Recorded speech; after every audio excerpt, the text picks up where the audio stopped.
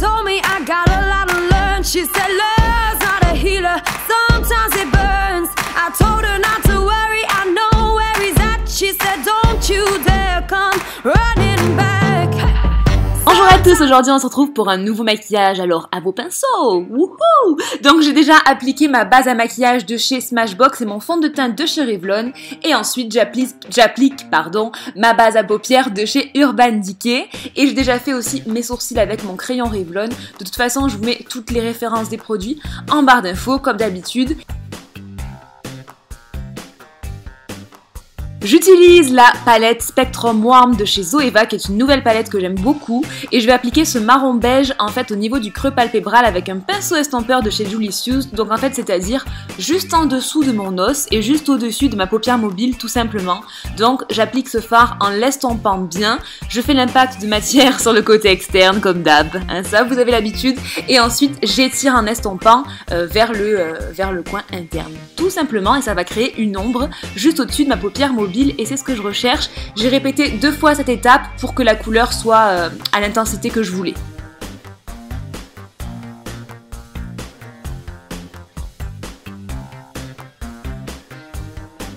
Je vais utiliser ce produit de chez Kiko. D'un côté c'est du fard à paupières et de l'autre côté c'est un crayon brun. Et je vais venir tracer avec ce crayon brun mon cut crease. Du coup, ça va donner une base grâce à ce cut crease, et comme ça, si jamais je me trompe, je pourrais effacer, puisque c'est plus facile d'enlever du crayon gras que d'enlever du fard à paupières, bien évidemment. Donc du coup, je vais venir tracer ce cut crease. Donc sur le côté externe, je fais comme une petite virgule en fait qui rejoint l'épi de mon sourcil. Elle va dans la même direction quoi. Et ensuite pour le reste, je vais venir jusqu'aux 3/4 de l'œil. Je viens juste au-dessus de mon pli du creux de paupière. Faut pas vraiment venir dans le pli parce que sinon ça va fermer un petit peu l'œil. Faut vraiment venir au-dessus pour bien restructurer la paupière et qu'elle soit bien ouverte. Donc voilà, vraiment un petit peu au-dessus du pli. Et ensuite je vais venir estomper ce cut crease que j'ai tracé au crayon avec mon pinceau crayon de chez Sigma et un petit peu de marron de la palette. Ça va permettre de commencer à créer l'effet fumé. Ensuite, je vais appliquer un petit peu de noir avec un pinceau de chez Real Techniques encore plus précis. Donc c'est vraiment pour intensifier le cut crease, mais voilà, c'est vraiment une étape qui n'est pas forcément obligatoire. Et moi j'avais vraiment envie qu'il soit super intense, du coup j'ai ajouté un petit peu de noir. Et en fait, comme j'avais créé le cut crease au crayon, ça m'a aidé, ça m'a donné une base, ça m'a vraiment donné la direction à prendre. J'avais juste à repasser dessus en fait.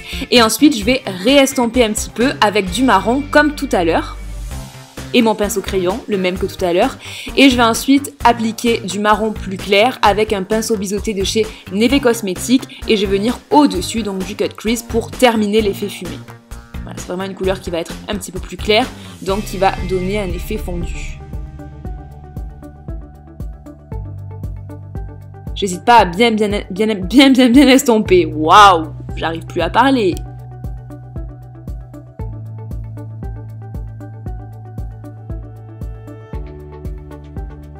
Ensuite, je vais appliquer cette couleur très claire.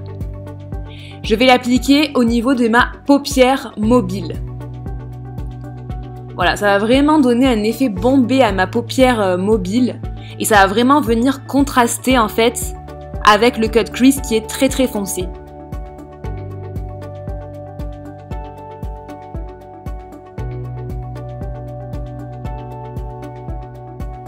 Comme j'avais un petit peu dépassé, je vais venir réintensifier mon cut crease, donc avec un petit peu de noir ou un petit peu de marron, et je répète cette étape jusqu'à ce que l'intensité soit comme je la désire.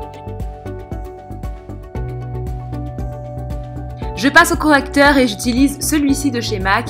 J'utilise les deux couleurs en fait, vraiment je les mélange pour que ce soit la bonne couleur, il faut que je les mélange, voilà. Donc en fait je vais appliquer le clair dans un premier temps et le foncé ensuite. Donc je viens sous mes yeux évidemment et je vais venir sur le côté du maquillage si jamais j'ai pas été super précise vraiment pour la délimitation du maquillage. Avec un petit peu de correcteur je peux rectifier ça, donc ça c'est plutôt cool et c'est plutôt du coup bien de faire le teint après pour ce genre de choses. Ensuite je vais appliquer ma poudre de chez Ben Nye en teinte caméo au niveau des endroits sur lesquels j'ai appliqué du correcteur, tout simplement c'est pour fixer.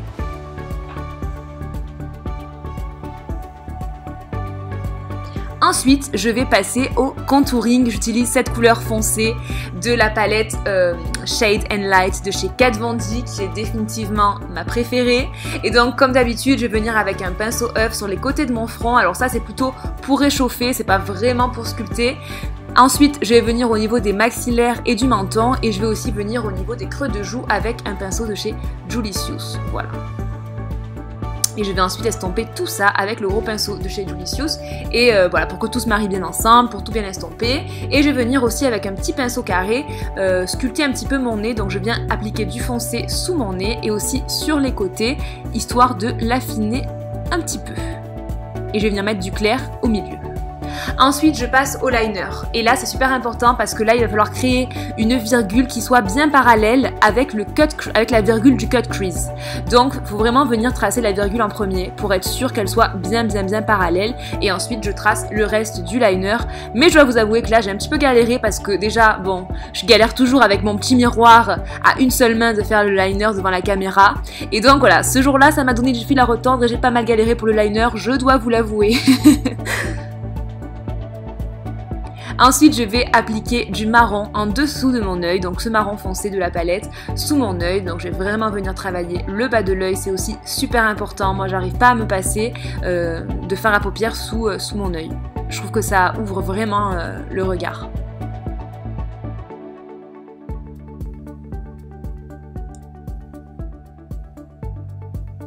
Je vais ensuite réappliquer de la couleur très claire avec un tout petit pinceau précision et je vais venir en appliquer au milieu de mes deux virgules. Voilà, comme ça, ça va bien contraster et on va bien les voir. Ensuite, je vais appliquer légèrement du noir au niveau du bas de l'œil et sur le côté externe. Je vais appliquer mes faux cils 415 de chez Red Cherry, un crayon couleur chair de chez Zoeva en muqueuse. Et voilà, vous voyez que les faux cils, ça termine un peu le travail œil de biche du maquillage et j'aime beaucoup ce maquillage-là. Ensuite, je vais venir appliquer mon mascara de chez Chanel pour faire confondre mes vrais cils avec les faux cils et je vais en appliquer aussi en dessous, donc sur mes cils inférieurs. Et voilà pour les yeux. J'aime beaucoup ce genre de maquillage-là, je trouve que voilà, les yeux de chat, le biche comme ça, je trouve ça trop beau. Ensuite, je vais appliquer mon blush, donc c'est le blush Rose Gold de chez Sleek. Alors celui-là aussi, je le trouve magnifique. Je l'applique avec mon pinceau de chez Julicius. Et pour les lèvres, j'ai choisi le Velvetine Lime Crime en teinte Buffy. J'adore le nom déjà de la teinte et j'aime beaucoup cette teinte. C'est un marron, un beige, un peu grisâtre. C'est vraiment trop joli. C'est pas commun comme couleur et j'ai adoré. Je trouvais que ça se mariait parfaitement avec le maquillage. Et voilà, ce maquillage est maintenant terminé. J'espère vraiment qu'il pourra vous inspirer. Après, vous pouvez bien évidemment varier les couleurs, choisir des couleurs plutôt prunes ou plutôt, je ne sais pas, comme vous voulez. Je vous fais d'énormes bisous et je vous dis à très vite pour une prochaine vidéo. Ciao, ciao!